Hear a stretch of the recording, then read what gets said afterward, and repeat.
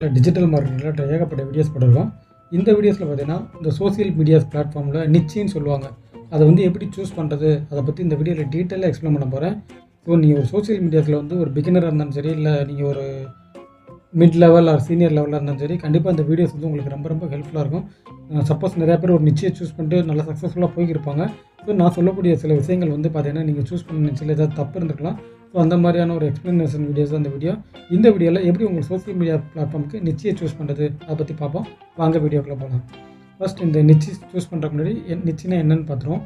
இந்த நிச்சை சாப்பிட்னா என்னென்னு பார்த்தீங்கன்னா, உதாரணத்துக்கு இந்த சோசியல் மீடியாஸ் பார்த்தீங்கன்னா நிறையா நிச்சயம் ஒருத்தவங்க பார்த்தீங்கன்னா குக்கிங் ரிலேட்டட் வீடியோஸ் போவாங்க. குக்கிங்கிற ஒரு நிச்சி அண்டு வீடியோ எடிட்டிங்கிற ஒரு நிச்சி. ஃபார் எக்ஸாம்பிள் நான் பார்த்தீங்கன்னா டிஜிட்டல் மார்க்கெட்டிங் ரிலேட்டடாக போடுறேன். டிஜிட்டல் மார்க்கெட்டிங்கிற ஒரு நிச்சி அண்டு ஃபிட்னஸில் வெயிட் லாஸு இதெல்லாம் ஒரு நிச்சி.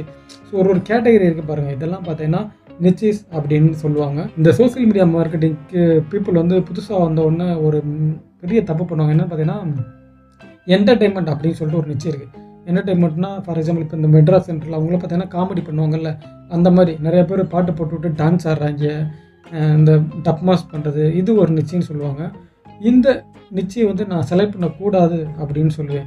ஏன் இந்த நிச்சயம் செலக்ட் பண்ணக்கூடாது அப்படின்னு சொல்கிறேன்னா, இந்த என்டர்டெயின்மெண்ட் நிச்சயை பொறுத்தளவுக்கு நீங்கள் வந்து எவ்வளோ தான் நீங்கள் கண்டென்ட்ஸ் போட்டாலும் உங்களுக்கு வருமானம் கிடைக்காது.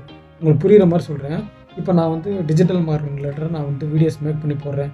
இப்போ என்னோடய வீடியோஸை பார்த்து டிஜிட்டல் மார்க்கெட்டிங் கற்றுக்கிறாங்க. இல்லை என்கிட்ட ஒரு டிஜிட்டல் மார்க்கெட்டிங் கற்றுக்கிறதுக்காண்டி பசங்களாக வர்றவங்ககிட்ட நான் ஒரு அமௌண்ட் வந்து சார்ஜ் பண்ணி பணம் சம்பாரிச்சிருவேன். ஓகேங்களா? எனக்கு வந்து 10,000 சப்ஸ்கிரைபர் தான் இருக்காங்க. ஆனால் நான் ஒரு ஸ்டூடெண்ட்டுக்கு 20,000 சார்ஜ் பண்ணுறேன்னு வைங்க. எனக்கு மாதம் 5 ஸ்டூடெண்ட் வந்தாலே நான் ஒரு 1,00,000 சம்பாரிச்சிட்டேன்.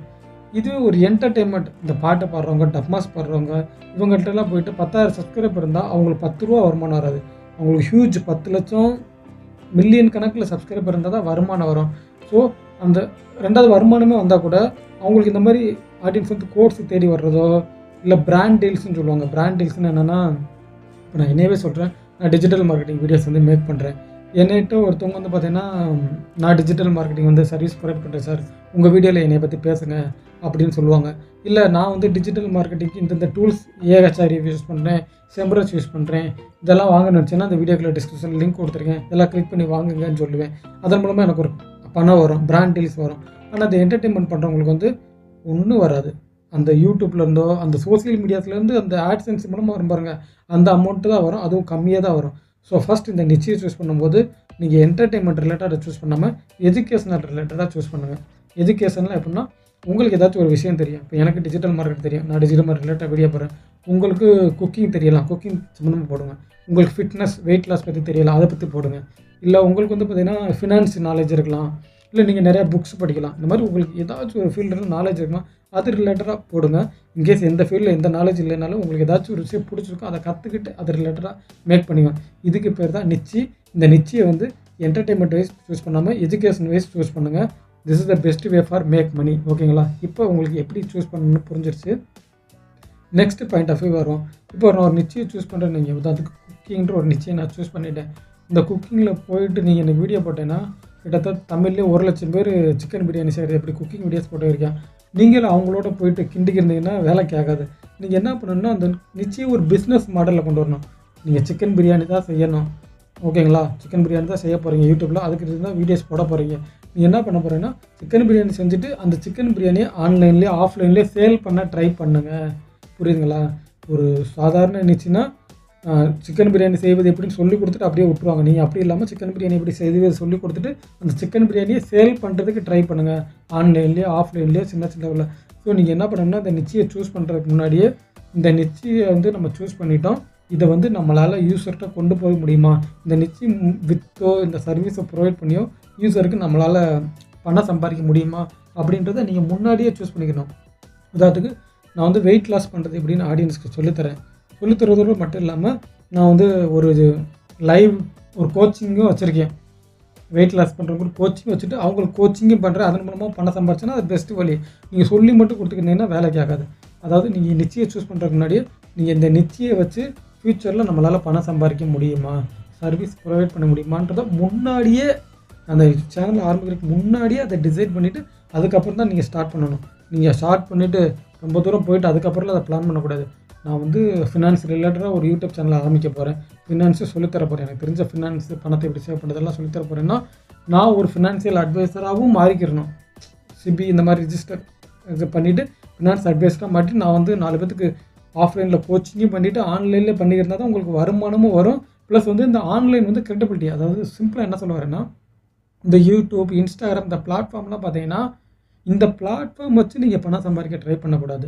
இந்த பிளாட்ஃபார்ம் மூலமாக நீங்கள் வந்து ஃபேமஸ் ஆகிட்டு அதன் மூலமாக வந்து பணம் சம்பாதிக்க ட்ரை பண்ணணும். இதில் தான் நிறையா பேர் இந்த நிச்சயம் சூஸ் பண்ணுறதுல தப்பு பண்ணிடுறாங்க. அவங்க வந்து ஏனோ தானோன்னு ஒரு நிச்சயம் சூஸ் பண்ணிடுறாங்க. ஸோ அவங்க ஒரு சக்ஸஸே ஆனால் கூட அவங்களால வந்து பார்த்திங்கன்னா அந்த ஹியூஜ் அமௌண்ட்டை இன்கம் மேக் பண்ண முடியாது. ஸோ நான் இந்த வீடியோவில் என்னென்ன டிஸ்கஸ் பண்ணணும் ஒரு சிம்பிளாக ஓவர் பண்ணிடுறேன்.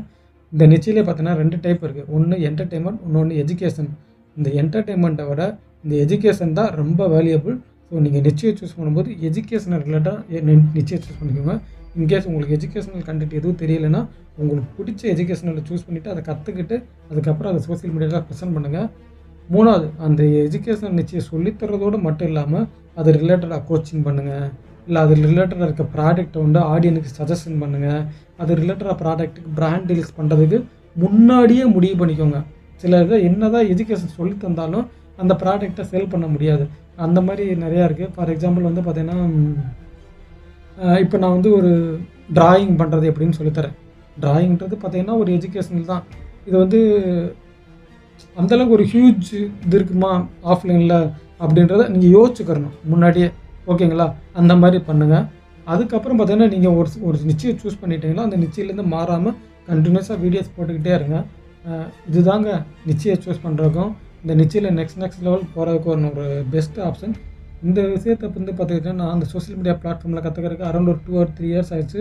உங்களுக்கு மினிமம் 7 minutesல இந்த ஒரு லெசனை டீச் பண்ணியிருக்கேன். நீங்கள் இன்கேஸ் சோஷியல் மீடியா ஸ்டார்ட் பண்ணி ஒரு மிட் ரேஞ்சில் போயிருந்தாலும் பரவாயில்ல. நீங்கள் உங்களுக்கு பிகினிங்லேருந்து வரணும்னு தோணுச்சுன்னா பிகினிங்லேருந்து வந்துக்கலாம். இன்கேஸ் நீங்கள் இப்போ தான் ஸ்டார்ட் பண்ண போகிறீங்கன்னா இந்த வீடியோ உங்களுக்கு ஒரு ஐ ஓப்பனிங் லைனாக இருக்கும். ஸோ கண்டிப்பாக அந்த வீடியோவில் நான் சொன்ன விஷயங்களை வந்து திங்க் பண்ணுங்கள்.